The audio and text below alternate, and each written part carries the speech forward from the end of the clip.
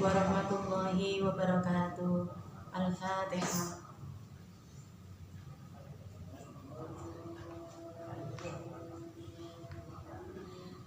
Bismillahirrahmanirrahim.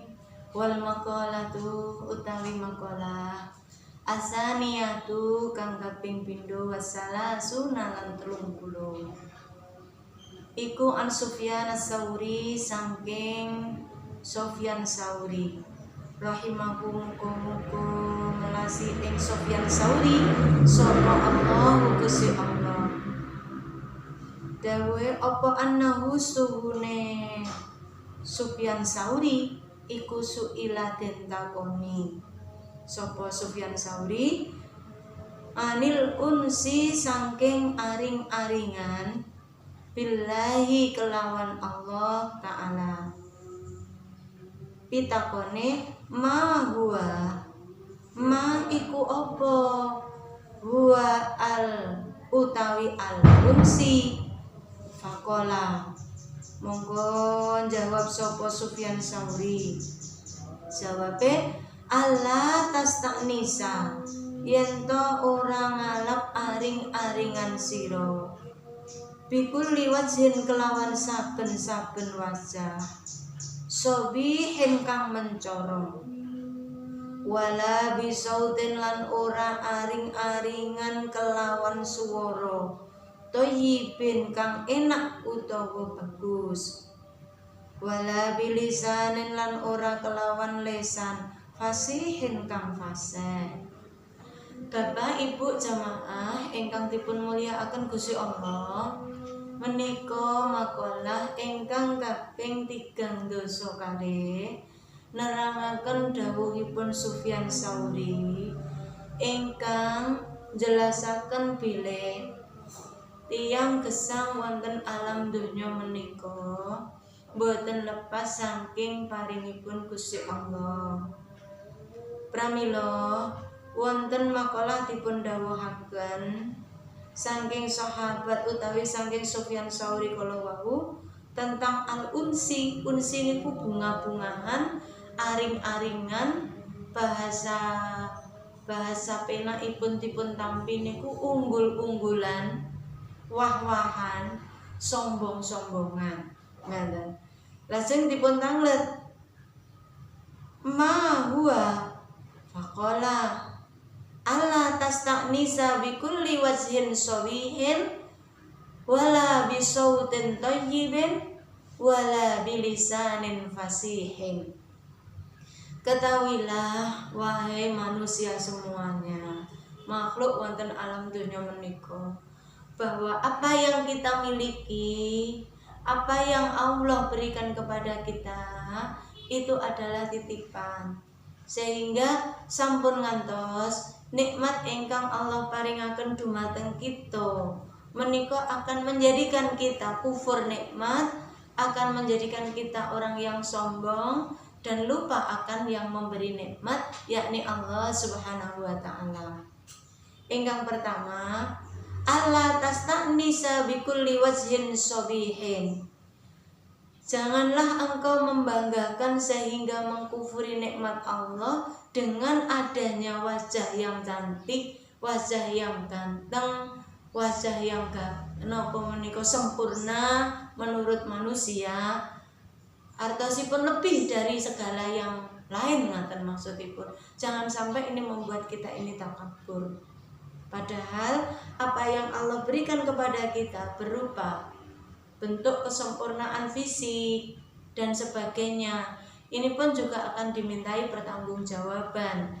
Nek awake dhewe niki saged menerima amanah ini dengan baik, insya Allah kita akan lulus dengan ujian yang namanya maziyah atau kelebihan tadi.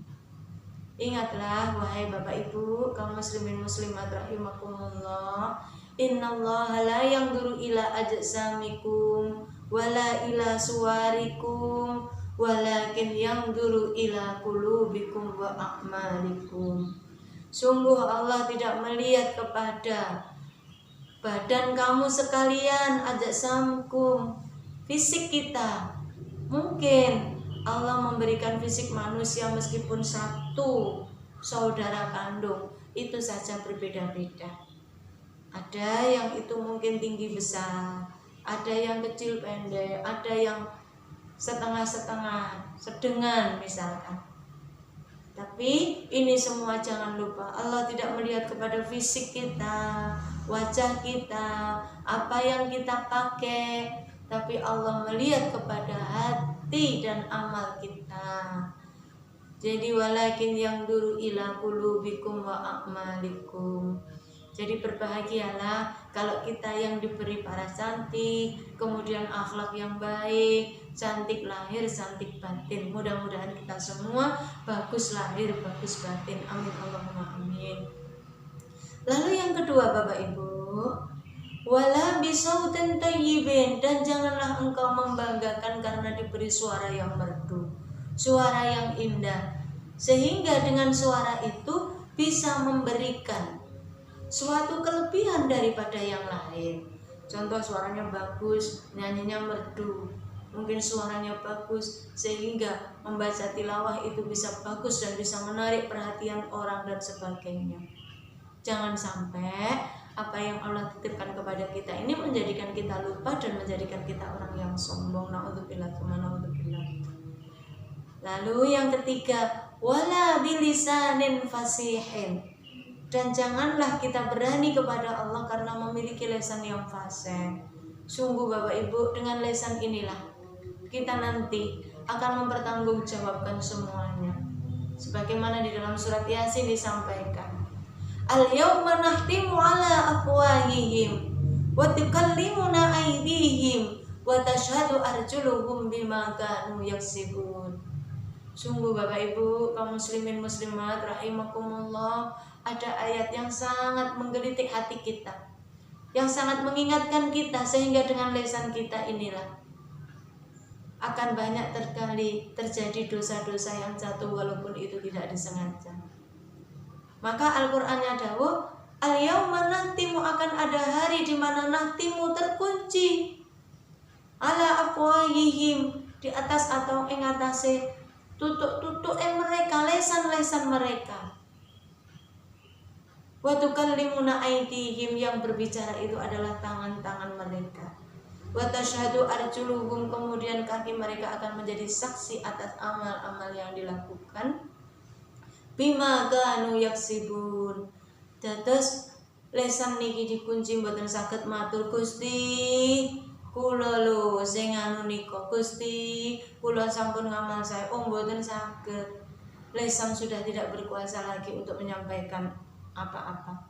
Yang akan berbicara adalah tangannya. Gusti, tangan saya inilah yang untuk memegang Al-Qur'an, untuk mengaji ya Allah. Kakinya yang menyaksikan, oh nggih Gusti. Kaki inilah yang menjadi saksi saya melangkah menuju almari untuk mencari Al-Qur'an itu. Kemudian lesannya tidak bisa berbicara apa-apa. Oleh karena itu, ibu-ibu, kaum muslimin, muslimat rahimakumullah, dari peringatan 3 ini akan menjadikan kita, melatih diri kita menjadi orang yang selalu rendah hati. Toh nyatane sugiyo mlarato, besok pada akhirnya rumah keabadian kita alam kubur itu sama. Orang yang punya rumah megah mewah, pada akhirnya dia pun juga akan diangkat dengan beranda, akan dimasukkan ke dalam liang lahat yang sama. Sekalipun dia orang yang tidak punya, pakaiannya sama kain kafannya dengan orang yang kaya raya. Sehingga apa yang kita sombongkan, wajah yang cantik, wajah yang bagus, pada akhirnya saatnya nanti juga akan sirna. Sesuatu yang tidak akan bisa dihindari adalah hilangnya masa muda, datangnya masa tua. Orang kalau sudah tua, sudah barang tentu hilangnya kekuatan, datangnya kelemahan. Kita akan semakin lemah, kita akan semakin lemah. Maka apa yang harus kita banggakan? Apa yang harus kita pertahankan? Kita hanya bisa punya satu keyakinan, bahwa apapun yang kita lakukan, kalau Allah meridhoi, niscaya kita akan diselamatkan dari fitnahnya dunia, fitnahnya akhirat. Selamat di dunia, selamat di akhirat. Bahagia di dunia, bahagia di akhirat. Kunci kebahagiaan itu adalah Bapak Ibu, kita senantiasa mengetahui jati diri kita bahwa kita bukan siapa-siapa dan kita pun tidak punya apa-apa. Kalau sekarang ini kita seperti ini adalah amanah. Kalau kita punya ini dan itu adalah titipan yang pada saatnya nanti summalatus alunna yauma idzin 'anin na'im, Allah akan minta pertanggungjawaban atas nikmat yang sudah diberikan kepada kita. Sekali lagi Bapak Ibu, dengan ngaji seperti ini mari kita belajar bersama untuk selalu rendah hati, untuk selalu menyadari bahwa kita ini adalah makhluk yang dhaif, makhluk yang lemah. Pada saatnya nanti kita akan kembali kepada Allah Subhanahu wa taala. Adapun kita hanya akan membawa apa yang kita upayakan saat ini di dunia ini. Mudah-mudahan kita semua termasuk orang yang selalu diberi hidayah oleh Allah, diberi pertolongan oleh Allah untuk selalu melaksanakan kebaikan-kebaikan dan senantiasa dihindari, dijauhkan dari hal-hal yang tidak baik sekalipun kita manusia biasa. Kalaulah kita sekali waktu melakukan hal yang tidak baik, mudah-mudahan Allah selalu mengampuni dan kita bisa segera kembali lagi kepada jalan yang diridhai oleh Allah Subhanahu wa taala.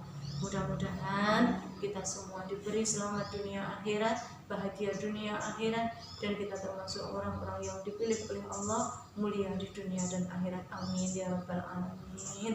Berkata Bapak Ibu yang dan wallahul muwaffiq ila aqwamit thoriq, billahi hidayah wa taufiq. Wassalamualaikum warahmatullahi wabarakatuh.